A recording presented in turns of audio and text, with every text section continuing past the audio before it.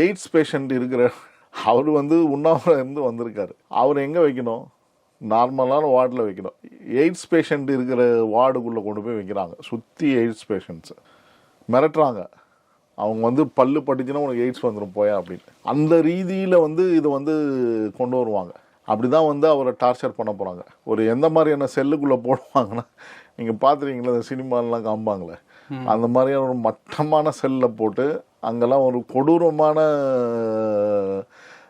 விஷயங்களை செய்யக்கூடிய குற்றவாளிகள் இருக்கக்கூடிய இடத்துல போட்டு அவனை டார்ச்சர் பண்ணுறதுக்கு தான் எய்ம் பண்ணிட்டாங்க. அது என்னமோ உயிர் பிழைக்கிறது கூட ரொம்ப சிரமம் தான் நினைக்கிறேன். எனக்கு என்னமோ சந்தேகம் இருக்குது.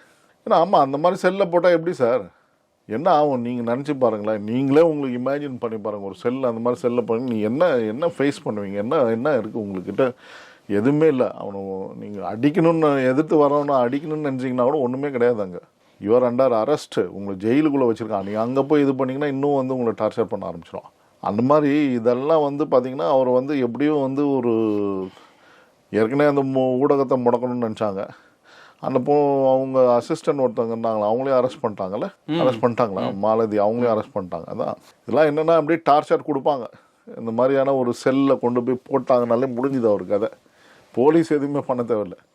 ஆட்டோமேட்டிக்காக இருந்தால் வந்து அவங்க உள்ளே இருக்கிறவங்க கொடுக்குற டார்ச்சரில் வந்து உயிரே போனாலும் போயிடும். அந்த மாதிரியான டார்ச்சர் கொடுக்குற வகையெல்லாம் தெரியும் அவங்களுக்கு. இன்ஸ்ட்ரக்ஷன் மேலே தலைமையிலேருந்து வந்து